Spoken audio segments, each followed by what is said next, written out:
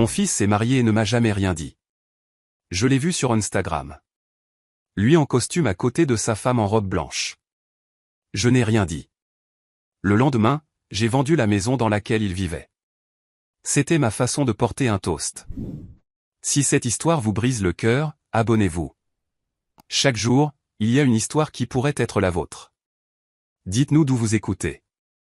3 heures du matin. Le téléphone portable a vibré sur la table de chevet et m'a réveillé. Ce n'était pas un appel, juste une de ces notifications que je ne comprends pas vraiment. J'ai attrapé l'appareil de la main droite, celle qui me fait encore mal depuis qu'une brique est tombée dessus il y a 15 ans.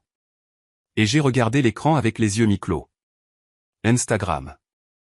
Ma petite fille m'avait installé ce truc il y a 2 mois. Papy, comme ça tu pourras voir les photos de tout le monde, m'avait-elle dit, en m'apprenant patiemment comment appuyer sur les petits boutons. Je lui ai demandé à quoi ça servait si personne ne publiait de photos de moi. Elle a ri. Papy, c'est pour que tu puisses voir celles des autres. Je l'ai ouvert sans trop y penser, juste parce que je n'arrivais pas à me rendormir et que la maison était trop silencieuse. La première photo que j'ai vue était celle de mon fils, Simon, mon fils unique. Il portait un costume bleu marine, élégant, avec une cravate grise et les cheveux peignés en arrière avec du gel. Je suis resté à regarder cette image comme un idiot, sans comprendre. Quand avait-il acheté ce costume? Pourquoi était-il si bien habillé? Il ne s'habillait jamais comme ça. Enfin, il ne s'habillait jamais comme ça pour moi. J'ai tapoté l'écran et d'autres photos sont apparues. Sur la deuxième, il serrait dans ses bras une femme vêtue de blanc, une longue robe avec de la dentelle sur les épaules, un bouquet de roses blanches à la main, et Simon la regardait comme si elle était la plus belle chose qu'il ait jamais vue. J'ai cligné des yeux 3 fois de suite. 4, 5, comme si cligner des yeux allait me réveiller de ce cauchemar. Je m'appelle Thomas Duval. J'ai 73 ans. Et à cet instant précis, je regarde la photo de mariage de mon fils sans comprendre comment j'en suis arrivé là. J'ai glissé vers la photo suivante. Il y avait les beaux-parents. Un type d'une 60aine d'années, costume gris coûteux, un sourire de publicité pour dentifrice, une femme en robe rose, collier de perles, coiffure de salon de luxe. Tous deux enlaçant mon fils. Tous deux souriant comme s'ils venaient de gagner au loto. Et au milieu, Simon, heureux, rayonnant, les bras autour d'eux. J'ai approché mon visage du téléphone, me cherchant. Me cherchant dans un coin de cette photo, dans un reflet. Rien. J'ai glissé vers la suivante. Un toast. Des coupes de champagne levées, des gens qui rient, une immense salle avec des lumières dorées et des fleurs blanches suspendues au plafond. Comme c'était charmant. Comme c'était élégant. Comme tout était parfait. J'ai regardé la date de la publication, hier à 19h47. J'ai levé les yeux vers l'horloge murale de ma chambre. 3h22 du matin. J'ai fait le calcul dans ma tête, lentement, parce que les chiffres ne viennent plus aussi vite qu'avant. 8 heures. Il y a 8 heures, mon fils s'était marié. Il y a 8 heures, il avait promis un amour éternel. Il y a 8 heures, il avait trinqué au champagne, coupé un gâteau et dansé la valse. Et moi? J'étais ici, dans mon appartement d'une pièce, dormant sur un matelas avec un creux au milieu à force d'usure. Ne sachant rien, sans un appel, sans une invitation, sans un « Papa, je me marie samedi ». Rien. Je suis retourné aux photos. Je les ai toutes regardées, une par une. Il y avait une 30aine d'images. 30. La salle décorée, la table d'honneur avec des nappes blanches et d'immenses centres de table floraux, le couple coupant le gâteau, les invités dansant, Simon soulevant sa femme dans ses bras pendant que tout le monde applaudissait. J'ai zoomé sur chaque photo avec des doigts tremblants, me cherchant mon visage à une table au fond, cherchant ne serait-ce que mon ombre, mais je n'y étais pas. Je n'étais nulle part. Sur aucune photo, à aucun moment. C'était comme si je n'existais pas. Comme si les 45 ans que j'avais passés à élever cet homme n'avaient été qu'un rêve. Comme si j'étais invisible. J'ai fait défiler jusqu'aux commentaires. Il y en avait des centaines. Félicitations. Quel beau couple. Les beaux-parents avaient l'air si heureux. Ce dernier commentaire m'a poignardé en plein cœur. Les beaux-parents. Oui, ils étaient heureux. Ils étaient là, au premier rang, le serrant dans leurs bras, trinquant avec lui. Et moi, son père, celui qui lui a donné la vie, celui qui a travaillé 40 ans pour qu'il ait une assiette sur la table. Je ne méritais même pas une mention. J'ai continué à faire défiler. Tellement chanceux d'avoir une famille comme ça, disait un autre. Une famille comme ça. Une famille où je n'avais pas ma place. Une famille qui les incluait mais qui m'excluait. Je suis resté assis, parfaitement immobile, le téléphone à la main, sentant quelque chose se briser en moi. Mais ce n'était pas de la douleur. Pas encore. C'était de la confusion. C'était le choc. C'était le sentiment d'être complètement éveillé au milieu d'un cauchemar dont on ne peut s'échapper. J'ai regardé à nouveau la date, hier. Ce qui signifie qu'il y a moins de 24 heures, mon fils organisait cela. Il y a moins d'une semaine, il essayait ce costume. Il y a moins d'un mois, il envoyait les invitations. Et à aucun moment de tous ces jours, semaines, mois de préparation, à aucun moment il ne lui est venu à l'esprit d'appeler son père et de dire « Papa, je me marie ». J'ai pris une profonde inspiration et j'ai posé le téléphone, écran vers le bas, sur la table. Mais 5 secondes plus tard, je l'ai repris. Je suis retourné aux photos. Je les ai regardées à nouveau. Toutes, encore une fois, comme si j'avais besoin de confirmer qu'elles étaient réelles, que je n'hallucinais pas, que mon fils s'était vraiment marié sans me le dire. J'ai zoomé sur la photo du toast. J'ai compté les tables. 8 tables, 10 personnes par table, 80 invités. 80 personnes qui, elles, méritaient d'être là. 80 personnes qui étaient au courant du mariage avant moi. Les collègues de Simon, les amis de la mariée, les oncles, les cousins, les voisins, tout le monde sauf moi.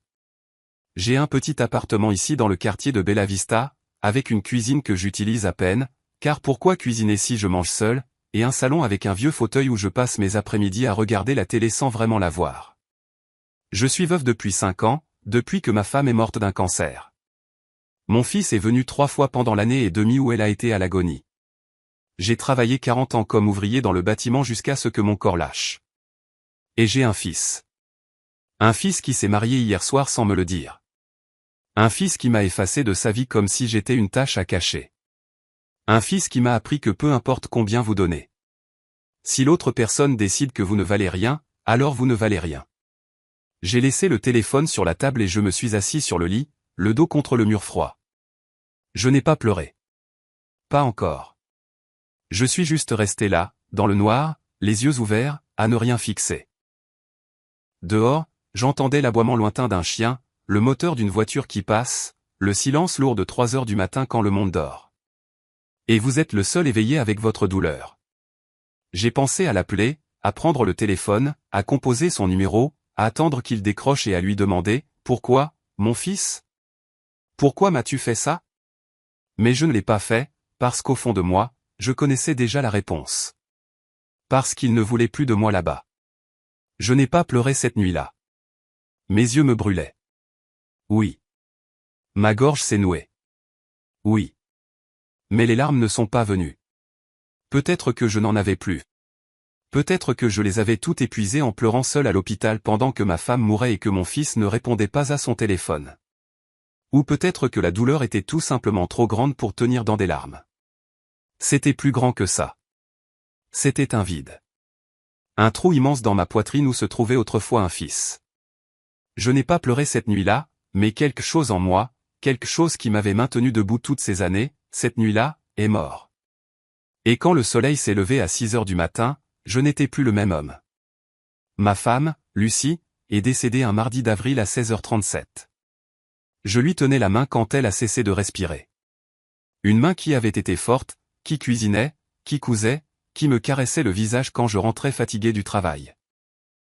Cette main est devenue lentement froide, et je l'ai gardée dans la mienne pendant encore une demi-heure parce que je ne voulais pas la lâcher. Parce que lâcher cette main signifiait accepter que Lucie était partie. Le cancer l'a emportée en 1 an et demi d'agonie. Des chimiothérapies qui ne fonctionnaient pas, une douleur qu'aucune morphine ne pouvait calmer. Et j'étais là tous les jours, dormant sur une chaise à côté de son lit d'hôpital parce que je n'allais pas la laisser mourir seule. Simon est arrivé ce jour-là à 17h30, 1 heure en retard.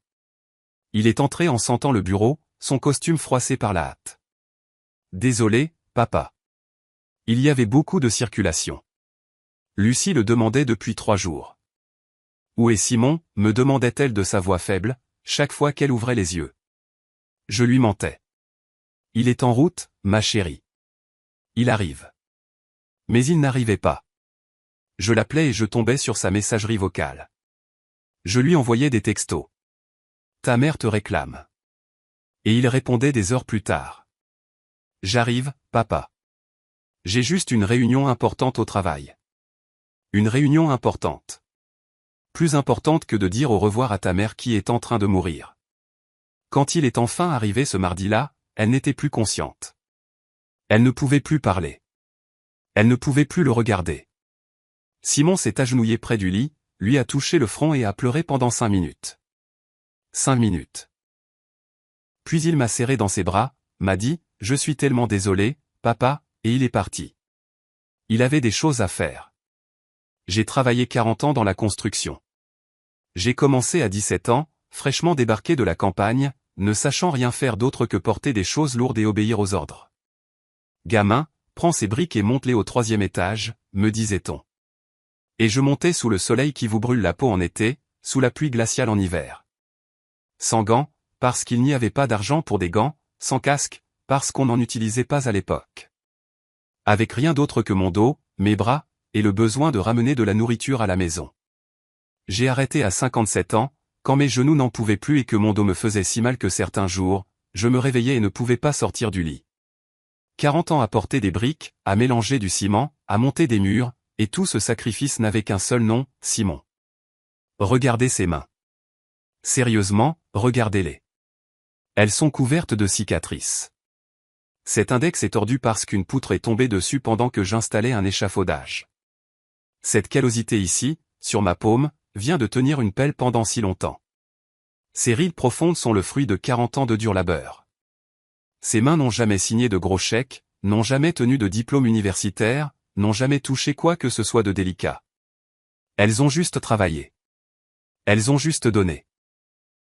Elles ont juste construit la vie que Simon a maintenant. Chaque fois qu'il s'assoit à son bureau climatisé, avec un café chaud et des mains propres, il devrait se souvenir de ces mains brisées qui ont payé pour cette vie. Quand Simon avait 7 ans, il est rentré de l'école en pleurant parce que les autres enfants se moquaient de lui. « Je n'ai pas de basket comme eux, papa », m'a-t-il dit, le visage rouge de honte. Les baskets qu'il avait venaient d'un bac de solde. 2 tailles trop grandes pour qu'elles durent. Avec le logo qui se décollait. Je l'ai regardé le cœur brisé et j'ai dit, « Demain, tu auras de nouvelles baskets. » Cette nuit-là, j'ai fait un double service. Je suis rentré à 2 heures du matin, le corps détruit. Et le lendemain, je l'ai emmené au magasin de chaussures et je lui ai acheté les baskets qu'il voulait, les Nike blanches avec la bande noire. Elles m'ont coûté la moitié de ma paie. Mais quand j'ai vu son visage heureux, quand je l'ai vu courir avec ses baskets, j'ai su que ça en valait la peine. Chaque heure supplémentaire, chaque mal de dos, chaque centime. J'ai économisé pendant 25 ans pour acheter la maison. 25 ans à mettre de l'argent dans une boîte de café que je gardais cachée dans le placard. Chaque mois, je mettais ce que je pouvais. Parfois c'était 100 $, parfois 50. Il y a eu des mois où je ne pouvais mettre que 20 $ parce que Simon avait besoin de fournitures scolaires, de vêtements ou d'argent pour une sortie. Mais je mettais toujours quelque chose, toujours. Pendant que mes collègues achetaient des voitures, je continuais à rouler à vélo. Pendant que d'autres partaient en vacances à la côte, je restais pour travailler. « Tu ne pars pas cet été, Thomas ?» me demandait-il. « Non, pas cette année », répondais-je. Mais la vérité, c'est que je ne suis jamais parti nulle part. Parce que chaque dollar que je ne dépensais pas pour moi était un dollar de plus vers cette maison. Quand j'ai enfin eu l'argent, je suis allé à la banque et j'ai tout retiré en espèces. Je me souviens parfaitement de ce jour. Le caissier m'a regardé bizarrement quand je lui ai dit que je voulais tout en billets. « C'est beaucoup d'argent liquide, monsieur », m'a-t-il prévenu. « Ça m'est égal », ai-je dit. J'ai tout fourré dans un vieux sac à dos et j'ai marché jusqu'à l'agence immobilière, serrant ce sac comme si c'était un bébé. L'agent m'a montré la maison dans la banlieue de King's Landing. Elle était petite, une chambre avec un patio de la taille d'une table à dîner.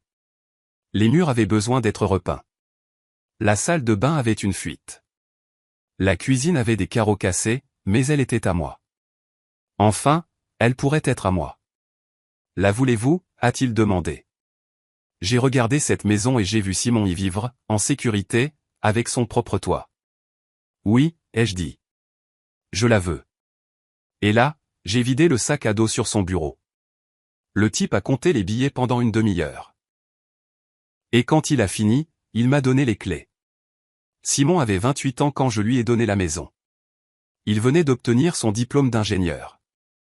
Il avait son premier emploi stable et payait un loyer exorbitant pour un appartement en ville. Je vivais dans un endroit plus petit, moins cher, juste assez grand pour moi.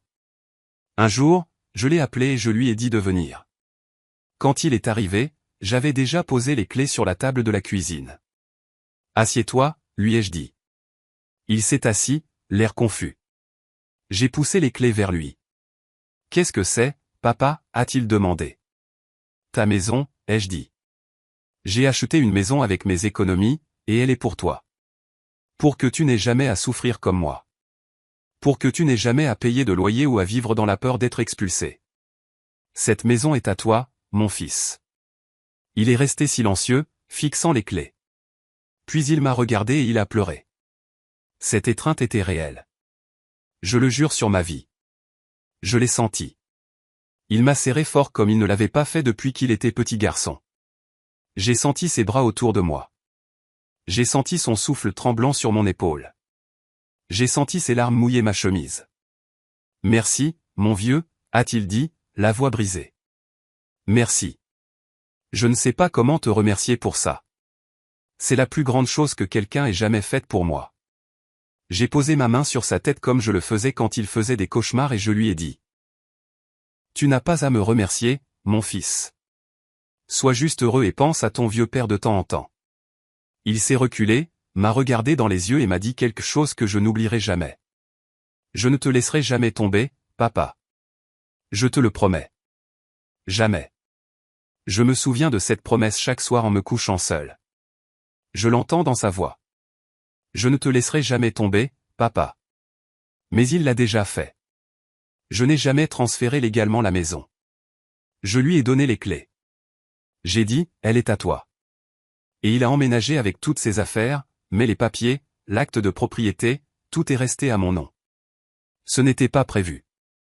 Je ne l'ai juste jamais fait. La procédure était coûteuse, compliquée. Il fallait aller chez un notaire, payer des impôts, et j'ai pensé, de toute façon, tout est pour lui. Quand je mourrai, ce sera à lui. Pourquoi gaspiller de l'argent en paperasse? De plus, au fond de moi, j'aimais savoir qu'elle était encore à moi. Que j'avais encore quelque chose. Car après lui avoir donné toute ma vie, cette maison était la seule preuve que j'avais existé, que j'avais fait quelque chose, que j'avais été un bon père. Cette étreinte, le jour où je lui ai donné les clés, a été la dernière fois que mon fils m'a touché avec amour. La dernière fois que je me suis senti vraiment important pour lui. La dernière fois que j'étais son père et non pas juste un vieil homme gênant qu'il devait saluer par obligation. Après ça, tout a changé, lentement. Mais ça a changé. Les visites sont devenues plus courtes. Les appels plus espacés. Les excuses plus fréquentes. Je ne peux pas, papa. J'ai du travail. Je ne peux pas. J'ai des projets. Je ne peux pas. Je suis occupé. Et je suis devenu de plus en plus petit dans sa vie, de plus en plus invisible, jusqu'à disparaître complètement de ses photos de mariage. Il y a 2 ans, Simon m'a appelé un dimanche après-midi. Je faisais la vaisselle de mon déjeuner, seul comme toujours, quand le téléphone a sonné. « Papa, je veux te présenter quelqu'un », a-t-il dit avec une voix que je n'avais pas entendue depuis des mois. Il avait l'air heureux, excité. J'ai rencontré une fille. Elle s'appelle Valérie, et je veux que tu la rencontres. Mon cœur a fait un bond. Mon fils, mon Simon, avait enfin trouvé quelqu'un. Bien sûr, mon fils, quand tu veux. Viens à la maison. Je nous ferai un barbecue. Il y a eu un court silence à l'autre bout du fil. Allons plutôt dans un café, papa. C'est plus calme. Je n'ai pas compris pourquoi un café était plus calme que ma maison, mais j'ai dit oui. Nous nous sommes donné rendez-vous le samedi suivant dans un café du centre-ville, un endroit où je n'avais jamais mis les pieds car une tasse de café y coûtait ce que je dépensais en nourriture pour 3 jours. Je suis arrivé une demi-heure en avance. Je portais ma plus belle chemise, la bleue claire que Lucie m'avait offerte des années auparavant, celle que je portais à peine pour ne pas l'user. Je me suis peigné avec du gel. Je me suis lavé les mains à fond. Bien que les cicatrices et les callosités ne partent jamais, peu importe combien on frotte. Je me suis assis à une table au fond et j'ai attendu. Nerveux comme un adolescent. Je voulais faire bonne impression. Je voulais que cette fille me voie et pense, Simon a tellement de chance d'avoir un père comme ça. Quand je les ai vus entrer, je me suis levé immédiatement. Simon portait un beau costume, et elle était magnifique. De longs cheveux bruns, des vêtements chers, un sac à main de créateur. Elle marchait le dos droit, la tête haute, comme si le monde lui appartenait. Je me suis approché d'eux avec un immense sourire. Valérie, quel plaisir de vous rencontrer. Simon m'a tant parlé de vous. Elle m'a toisé de haut en bas. Ce n'était pas un regard rapide. C'était lent, délibéré. Ses yeux se sont arrêtés sur ma chemise bleu clair, qui était déjà un peu délavée. Ils sont descendus sur mes mains, sur les cicatrices, sur les callosités, sur les ongles qui ne sont jamais complètement propres, peu importe la force avec laquelle on frotte. Puis ses yeux sont remontés vers mon visage, et elle a soutenu mon regard avec une froideur qui m'a glacé le sang. Enchantée, a-t-elle dit sans sourire, sans me tendre la main.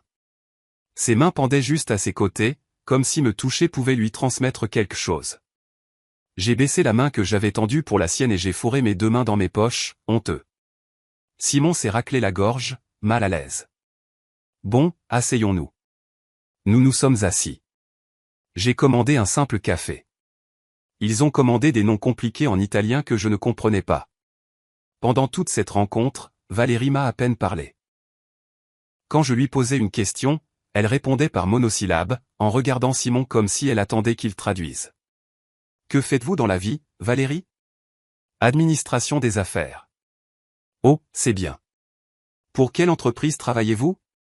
Celle de mon père. Et comment va votre famille? Bien. Silence. Simon comblait les silences en parlant de tout et de rien. Le travail, le temps, une série qu'il regardait. Je hochais la tête. Je souriais.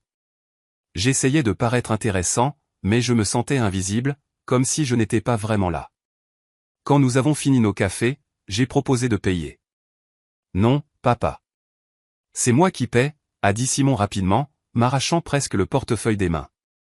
Valérie l'a regardé avec approbation, comme pour lui dire, bon garçon. À partir de ce jour, quelque chose a changé. Les visites de Simon sont devenues plus courtes, plus espacées. Avant, il venait le dimanche et restait tout l'après-midi. On buvait un café, on regardait le football, on discutait. Après avoir rencontré Valérie, il venait pour 1 heure, 2 au maximum, et il regardait toujours sa montre. Désolé, papa. Je dois y aller. Valérie m'attend. Au début, je n'ai rien dit. Je comprenais qu'il était amoureux, qu'il voulait passer du temps avec elle. Mais lentement, j'ai commencé à réaliser que ce n'était pas que ça. C'était qu'elle ne voulait pas qu'il soit avec moi. C'était que chaque minute que Simon passait avec moi était une minute qu'elle lui reprocherait plus tard. Un jour, j'ai pris mon courage à 2 mains pour lui poser des questions sur elle. Comment va Valérie, mon fils? Quand est-ce que je pourrai la revoir? Simon a changé de sujet instantanément. Elle va bien, papa. Et, j'espère que tu pourras rencontrer ses parents un jour. Ce sont des gens très intéressants. Je suis resté silencieux. J'espère que tu pourras rencontrer ses parents. Comme si j'étais quelqu'un qui devait leur être présenté. Comme si j'étais le petit ami et qu'ils étaient les beaux-parents. Puis j'ai commencé à remarquer d'autres choses.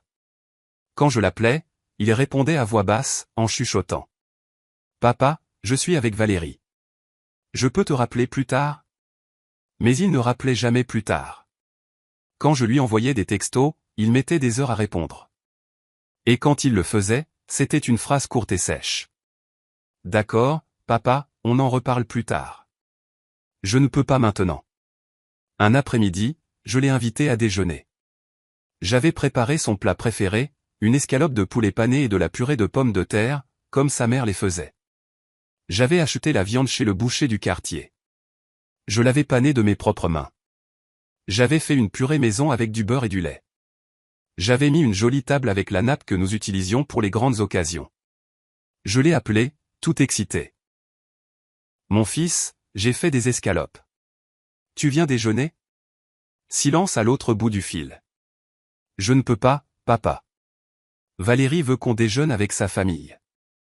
Je suis resté là, le téléphone à la main, regardant la table dressée, l'escalope encore chaude dans la poêle. Et moi, ai-je demandé, et ma voix est sortie plus faible que je ne le voulais. Je ne suis pas de la famille. Un autre silence. Plus long, plus lourd. Un autre jour, mon vieux, a-t-il finalement dit, et il a raccroché. Je me suis assis à table et j'ai regardé les 2 escalopes dans l'assiette, la purée fumante, le verre d'eau glacée, tout préparé pour partager avec mon fils. Mais mon fils n'était pas là. Mon fils déjeunait avec sa famille à elle, avec les beaux-parents, qui le serraient dans leurs bras et le traitaient comme leur propre fils.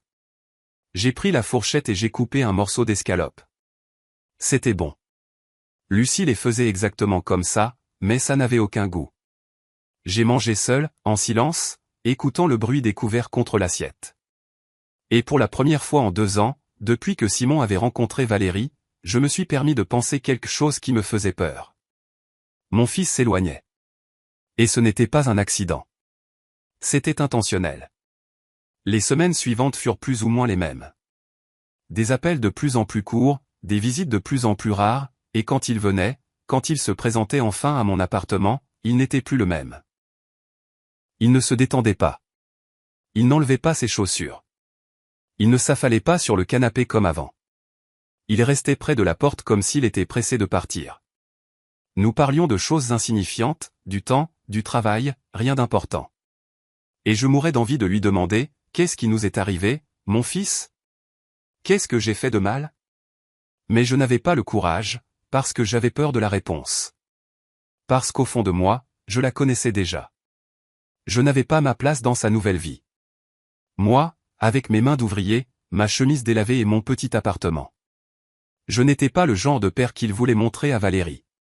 Un dimanche, il a appelé pour me dire qu'il ne pouvait pas venir. J'ai un engagement avec la famille de Valérie, papa. On se verra un autre jour. J'ai serré le téléphone. Et quand sera cet autre jour, Simon? Ça fait 1 mois que tu n'es pas passé. Il a soupiré comme si je le dérangeais. Papa, ne commence pas. Je suis occupé. J'ai une vie. Je sais, mon fils. Je veux juste te voir. Je veux juste passer un peu de temps avec toi. Un autre soupir. Je promets de venir la semaine prochaine. Je dois y aller maintenant. Il a raccroché. Je suis resté là, le téléphone à la main, sentant quelque chose se briser en moi. La semaine suivante, il n'est pas venu, ni la semaine d'après, ni celle d'encore après. Je ne comprenais toujours pas, ou peut-être que je ne voulais pas comprendre, mais elle. Elle avait déjà décidé que je ne cadrais pas, que je n'étais pas le genre de beau-père qu'elle voulait, que mes mains d'ouvrier, ma façon de parler et ma vie simple étaient une honte. Et lentement, sans que je m'en rende compte, elle m'effaçait de la vie de mon fils, pas avec des cris, pas avec des exigences, mais avec des silences, avec des engagements inventés, avec des déjeuners avec sa famille qui laissaient la mienne de côté. Et Simon la laissait faire. Il la laissait m'effacer parce que c'était plus facile que de me défendre. Le 35e anniversaire de Simon tombait un samedi d'octobre. Je me suis levé tôt ce jour-là avec une idée en tête. J'allais lui préparer le gâteau aux 3 laits qu'il adorait quand il était enfant. Celui que Lucie lui faisait chaque année et qu'il dévorait en 2 jours. Je suis sorti acheter les ingrédients au marché du quartier. Les concentrés, les évaporés, crème entière, œufs, farine. J'ai dépensé presque tout ce qu'il me restait pour la semaine, mais ça m'était égal. C'était l'anniversaire de mon fils, et même si les choses étaient étranges entre nous, même si nous n'avions pas vraiment parlé depuis des semaines, j'étais toujours son père. Et les pères fêtent leurs enfants, toujours. J'ai passé toute la matinée dans la cuisine à battre les œufs à la main car je n'ai pas de batteur électrique, à mesurer la farine avec une tasse à café car je n'ai pas de balance, à faire cuire le gâteau dans le vieux four qui chauffe de manière inégale. J'ai dû le surveiller toutes les 5 minutes pour qu'il ne brûle pas.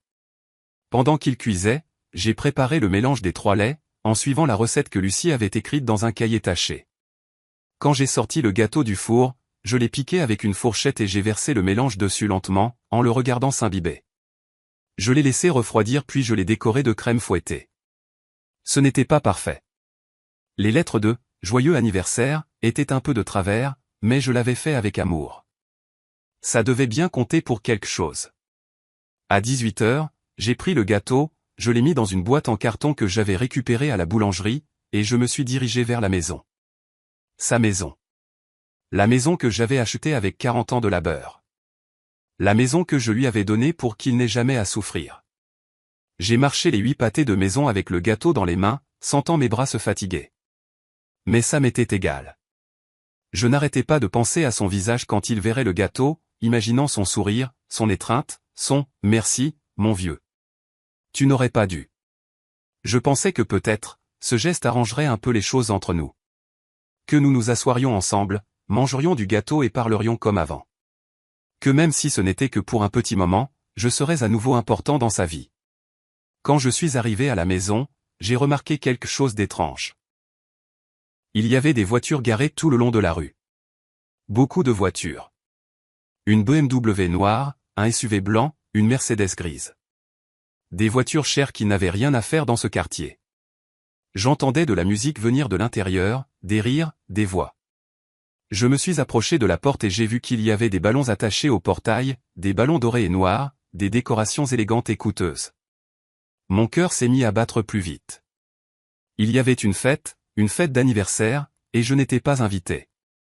J'ai sonné à la porte d'une main tremblante, tenant le gâteau de l'autre. J'ai attendu.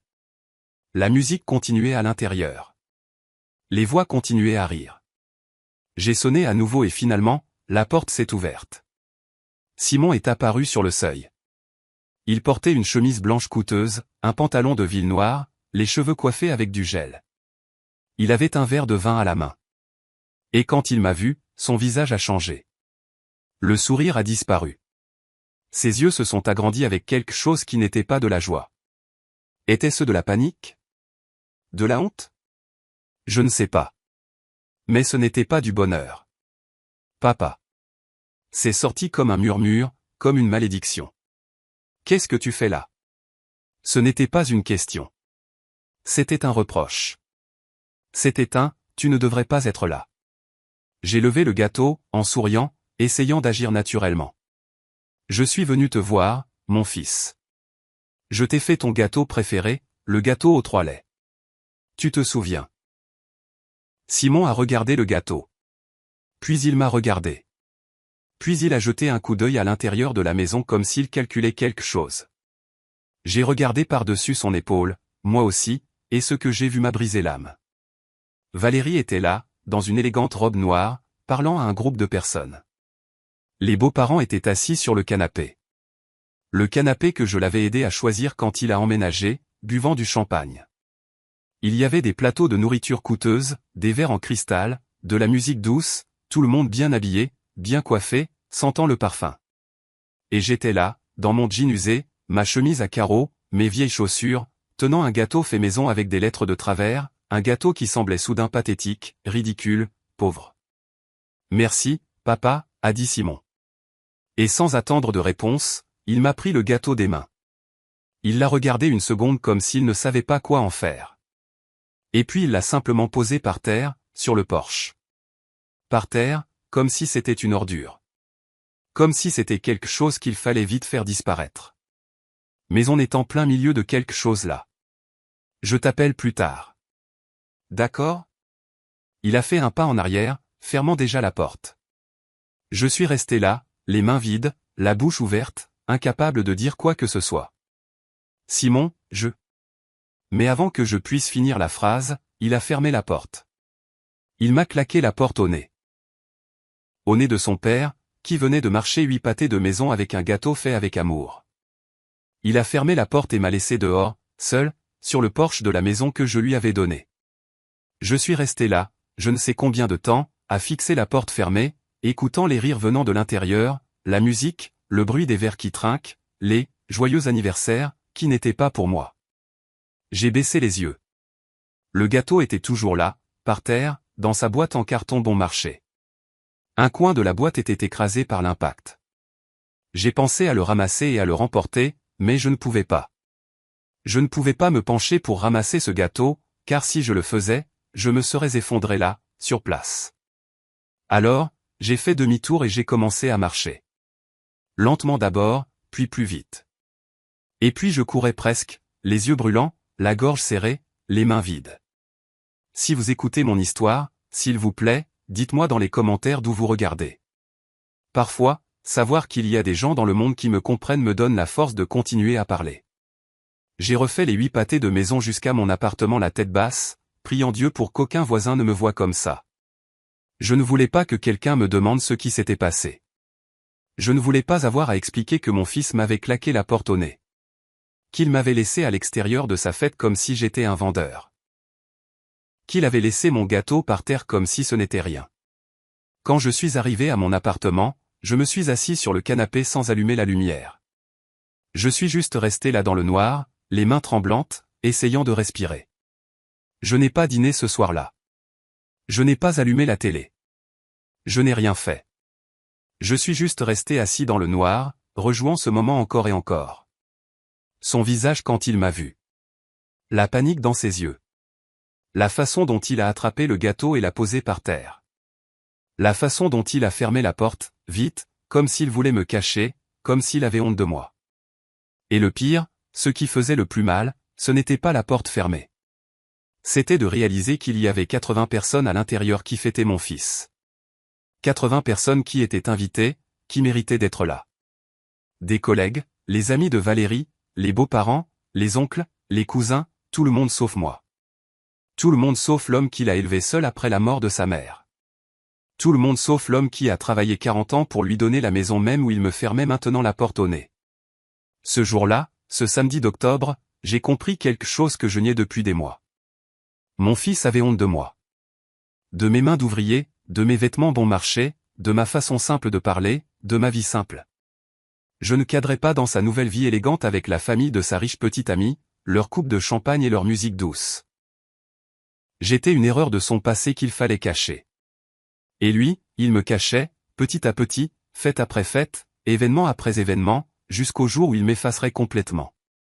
Et ce jour-là, assis sur mon canapé dans le noir, j'ai senti quelque chose en moi se durcir. Ce n'était plus de la tristesse. C'était autre chose. C'était la graine de quelque chose que je ne reconnaissais pas encore. Mais je savais qu'elle commencerait bientôt à grandir. Après l'anniversaire, quelque chose en moi s'est brisé, mais pas de la manière à laquelle on pourrait s'attendre. Il n'y a pas eu d'explosion, pas de pleurs incontrôlables. C'était quelque chose de plus silencieux, de plus définitif. J'ai commencé à marquer les jours sur le calendrier de la cuisine. Ce vieux calendrier que la boulangerie me donne chaque année avec les jours des saints et les phases de la lune. Chaque jour qui passait sans que Simon ne m'appelle, je traçais une petite ligne rouge avec un marqueur. Au début, je pensais que c'était stupide, que c'était quelque chose qu'un vieil homme aigri ferait. Mais j'avais besoin de le voir. J'avais besoin d'une preuve physique que je n'exagérais pas, que le silence de mon fils était réel. La première semaine, il y avait 2 lignes rouges. La deuxième semaine, 5. La troisième semaine, 7. Et j'ai continué à marquer. 12 jours sans appel, puis 18, puis 23. Le calendrier se remplissait de lignes rouges comme une sentence de prison. Comme si chaque jour qui passait était un jour de plus où je cessais d'exister pour lui. Je regardais ce calendrier chaque matin en buvant mon café, comptant les lignes, les additionnant dans ma tête. 31 jours. Un mois entier sans que mon fils ne m'appelle. Sans qu'il me demande comment j'allais, sans qu'il me dise « Eh, mon vieux, comment ça va ?» Un mois entier où, pour lui, je n'existais pas. Et le pire, c'est que je n'appelais pas non plus. Parce que j'avais peur. Peur de le déranger, peur qu'il me dise encore qu'il était occupé, peur de confirmer ce que je savais déjà, que j'étais un fardeau pour lui. Mais il est arrivé un point où je n'en pouvais plus. C'était un mercredi, le 23e jour sans nouvelles de lui, et j'avais besoin d'entendre sa voix, même si ce n'était que pour 2 minutes. J'ai pris le téléphone, composé le numéro que je connaissais par cœur, et j'ai attendu. 1, 2, 3 sonneries. Allô, papa. Sa voix semblait pressée, comme toujours. Mon fils, comment vas-tu? Ça fait longtemps qu'on ne s'est pas parlé. Silence à l'autre bout du fil. Le bruit des voitures. Il était dans la rue. Ouais, papa. Désolé, je suis juste débordé de travail. Tu as besoin de quelque chose? Tu as besoin de quelque chose? Comme si la seule raison pour laquelle j'appellerais serait si j'avais besoin de quelque chose. Comme si je ne pouvais pas simplement appeler parce qu'il était mon fils et qu'il me manquait. Non, mon fils. Je voulais juste savoir comment tu allais. Bien. Bien. Tout va bien. Écoute, je suis sur le point d'entrer en réunion. Je t'appelle plus tard. D'accord? Je t'appelle plus tard. Cette phrase, c'était devenu le mensonge le plus courant de sa vie. Mais il n'appelait jamais. 4 jours de plus passèrent. 5. 6. Les lignes rouges sur le calendrier continuaient de s'accumuler, et je continuais d'attendre cet appel qui n'arrivait jamais. Je m'asseyais sur le canapé avec le téléphone à côté de moi, le fixant, attendant qu'il sonne, mais il ne sonnait pas. Ou alors il sonnait pour des démarcheurs. Monsieur Duval, nous aimerions vous proposer un nouveau forfait Internet. Non, merci.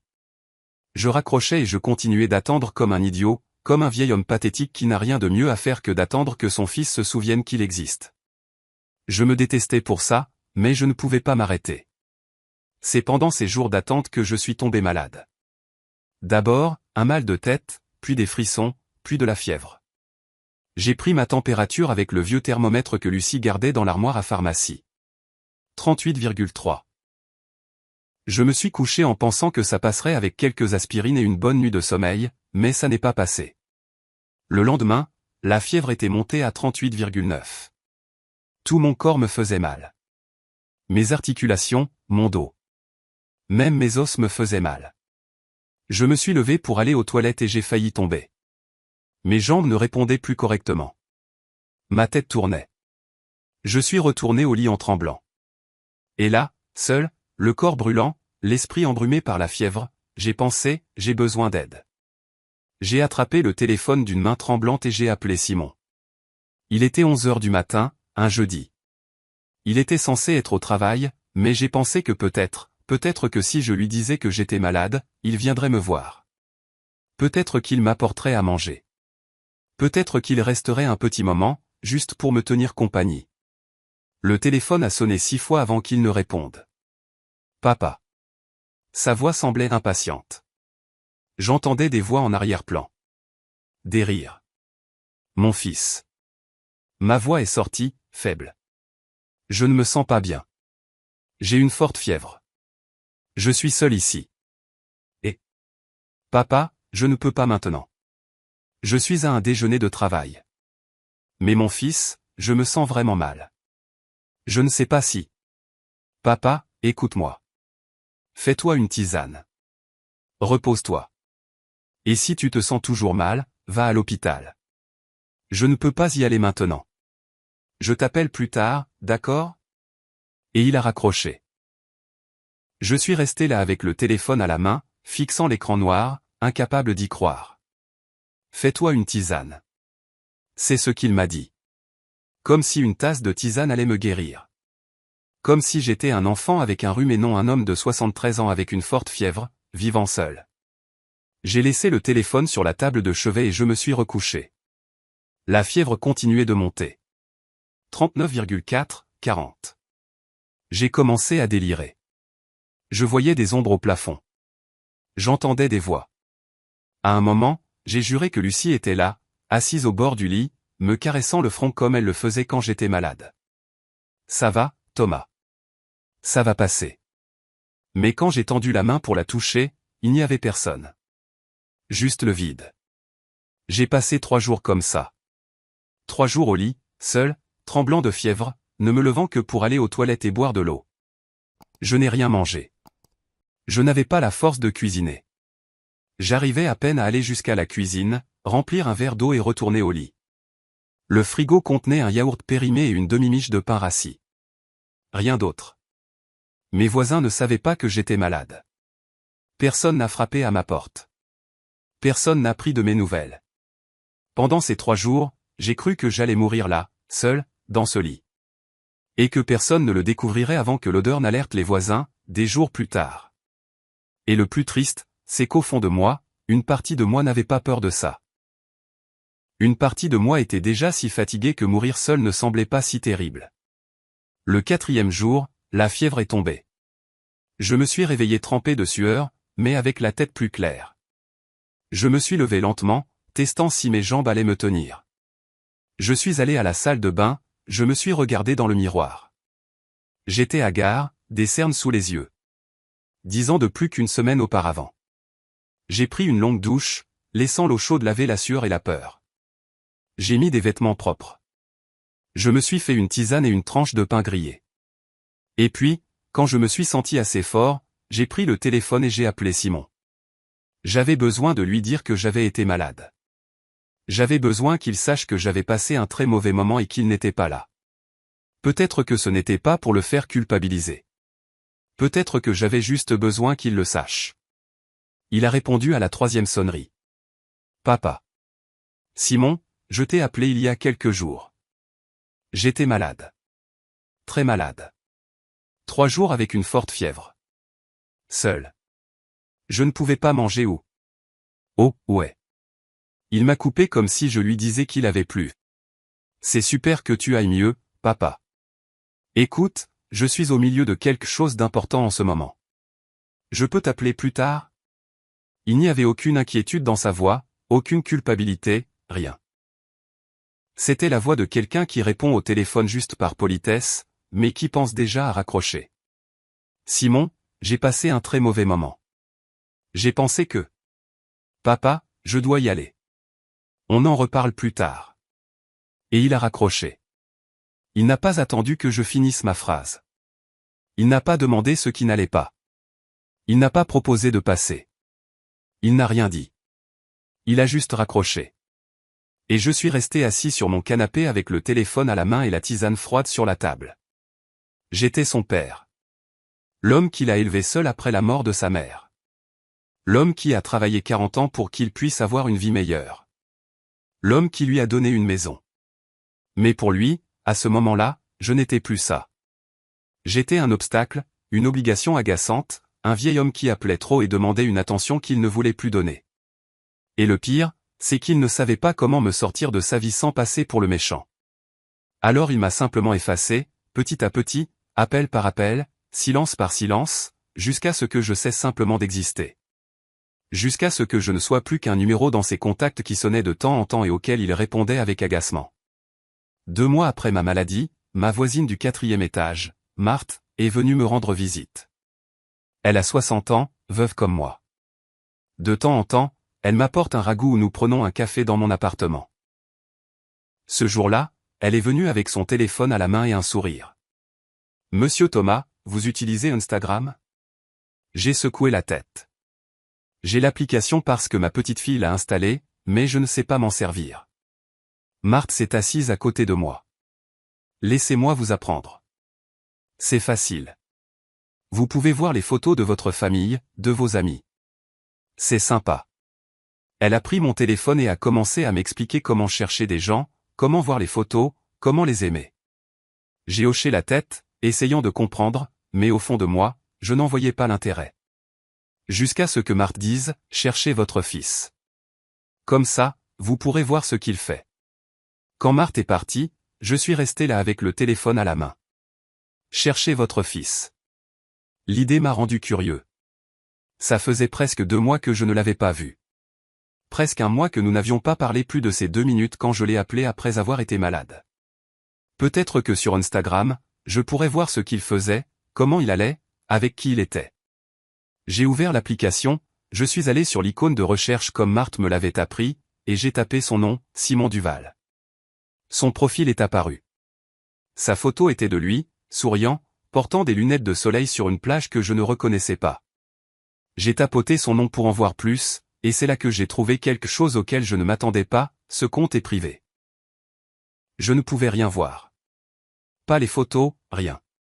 Mon propre fils avait un profil privé, et je ne pouvais pas voir sa vie. Je me suis senti comme un idiot, comme un espion. Mais ma curiosité était plus forte que ma honte. Je suis retourné en arrière et j'ai créé un nouveau compte. Je n'ai pas utilisé mon nom. J'ai mis Pierre Lemoine, un nom au hasard. Et pour la photo de profil, j'ai téléchargé une image de paysage que j'ai trouvée sur Internet. Rien qui ne m'identifie. J'ai à nouveau cherché Simon et je lui ai envoyé une demande d'amis depuis ce faux compte. Pierre Lemoine souhaite vous suivre. J'ai laissé le téléphone sur la table et je suis allé préparer le dîner, me sentant ridicule. Qu'est-ce que je faisais? Espionner mon propre fils? Créer de faux comptes comme un adolescent? Mais je ne pouvais pas m'arrêter, parce que j'avais besoin de savoir. J'avais besoin de voir ce qui était si important dans sa vie qu'il avait dû m'oublier. Le lendemain, j'ai vérifié mon téléphone. Simon avait accepté ma demande. Pierre Lemoine suit maintenant Simon Duval. Mon cœur s'est mis à battre la chamade.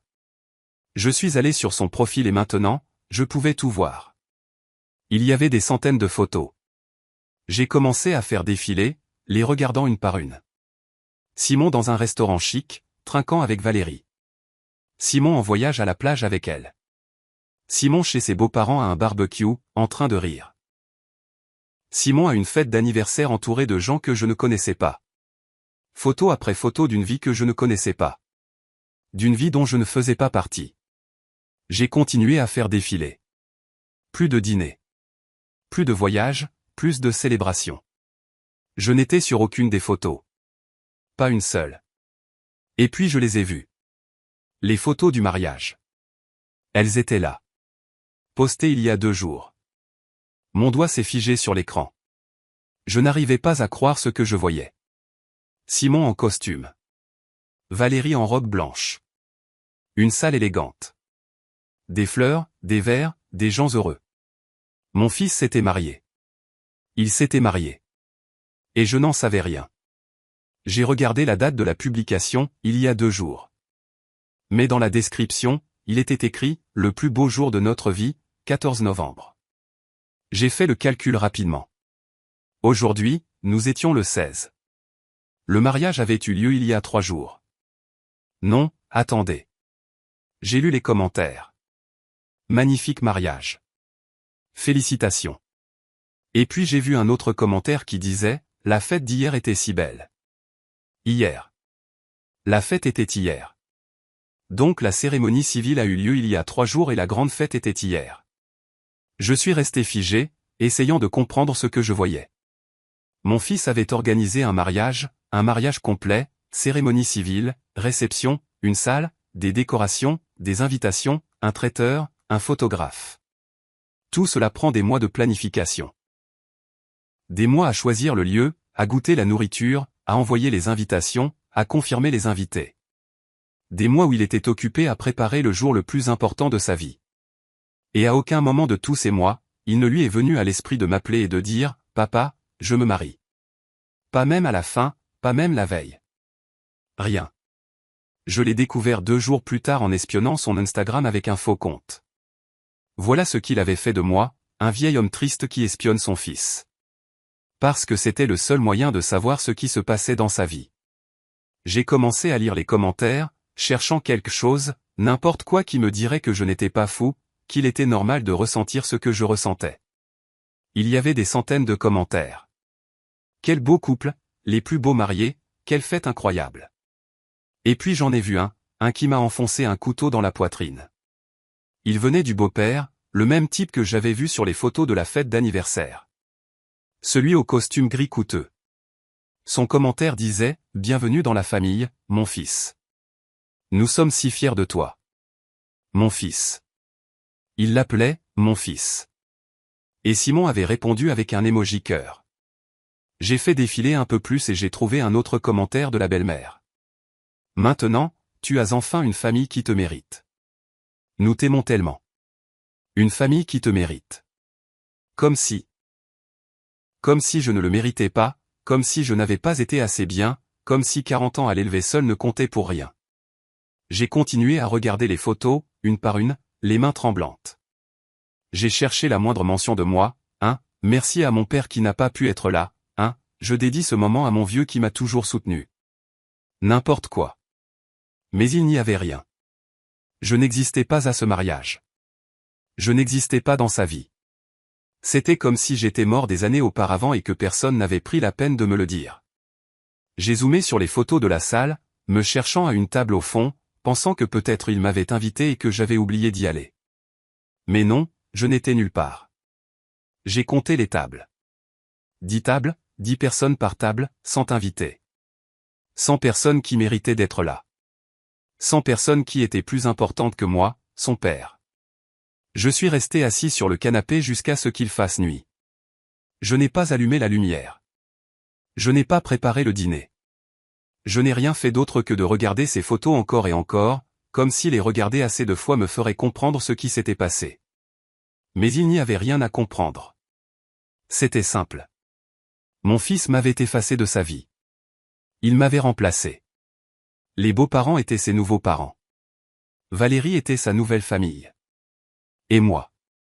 J'étais le passé embarrassant qu'il fallait cacher.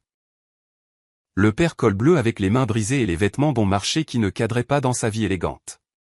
J'ai senti quelque chose se fracasser dans ma poitrine. Ce n'était plus de la douleur. C'était autre chose. C'était la clarté. C'était de comprendre enfin que je ne serais jamais assez bien pour lui. Que peu importe combien je lui donnais, combien je me sacrifiais, combien je l'aimais. Ce ne serait jamais assez. Si vous avez déjà été effacé comme ça, si vous savez ce que c'est que d'être exclu des moments les plus importants, abonnez-vous à cette chaîne. Vous n'êtes pas seul dans cette douleur.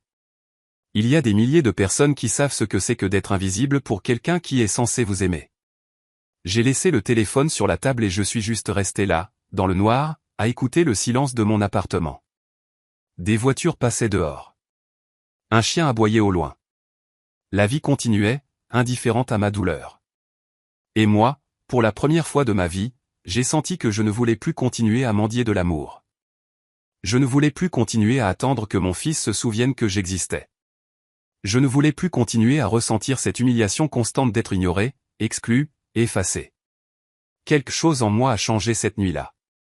Quelque chose s'est durci. Parce que c'est une chose d'être oublié. C'en est une autre d'être remplacé. Et ça, je n'allais pas le pardonner. Mon fils ne m'a pas seulement exclu de son mariage. Il m'a remplacé. Il s'est trouvé de nouveaux parents qui semblaient meilleurs que moi. Des parents avec de l'argent, un nom, une grande maison et un vocabulaire élégant. Des parents qui ne lui rappelaient pas d'où il venait. Qui ne lui rappelaient pas que sa jolie vie avait été payée par un vieil homme qui s'était cassé le dos à poser des briques. Et moi, on m'a laissé là, seul dans mon petit appartement, à regarder les photos de la famille parfaite que mon fils s'était choisie. Une famille où je n'avais pas ma place, où je n'aurais jamais ma place. Parce que je n'étais plus son père. J'étais juste l'erreur de son passé qu'il avait réussi à effacer. Mais il a commis une erreur. Il a oublié que la maison dans laquelle il vivait, la maison où il amènerait sûrement sa nouvelle femme, la maison qui lui offrait cette vie confortable, cette maison était toujours à moi. 3 jours passèrent sans que j'appelle Simon. 3 jours à regarder le téléphone, à le prendre, à composer les premiers chiffres, puis à les effacer.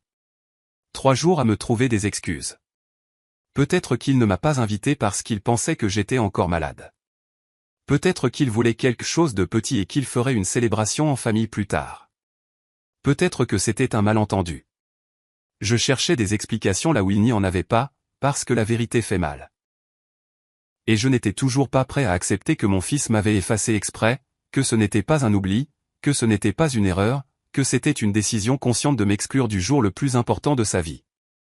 Mais au fond de moi, je le savais déjà. J'avais juste besoin de l'entendre le dire. Le 4e jour, je me suis réveillé à 5 heures du matin, le cœur battant. J'avais rêvé de Lucie. Elle était assise au bord de mon lit, jeune comme quand nous nous sommes mariés, et elle me regardait tristement. « Demande-lui, disait-elle. Tu dois lui demander. » Je me suis réveillé avec cette voix dans la tête. Je devais lui demander. Je devais l'entendre de sa bouche.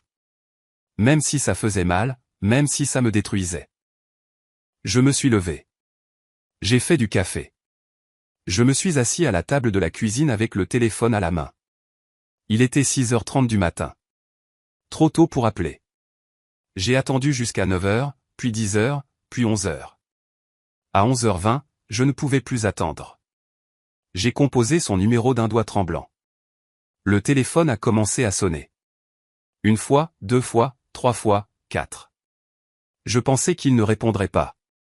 Je pensais que ça tomberait sur la messagerie vocale et que je devrais laisser un message pathétique lui demandant pourquoi il ne m'avait pas invité à son mariage. Mais à la 5e sonnerie, il a répondu. Papa. Mon fils. Ma voix s'est brisée. Je me suis éclairci la gorge. Mon fils, j'ai besoin de te parler. Papa, je suis en lune de miel. Je ne peux pas parler maintenant. Lune de miel. Ces deux mots m'ont frappé comme des poings. Lune de miel. Après un mariage auquel je n'étais pas allé. Après une fête où je n'existais pas. Ça ne prendra que 2 minutes, lui ai-je dit. J'ai entendu un long soupir à l'autre bout du fil. Des voix en arrière-plan. Valérie demandant quelque chose. Simon couvrant le téléphone et lui répondant. Puis il est revenu. D'accord, fais vite. J'ai dégluti. Les mots étaient coincés dans ma gorge. Mon fils, j'ai vu les photos sur Instagram. Les photos de ton mariage. Silence à l'autre bout du fil.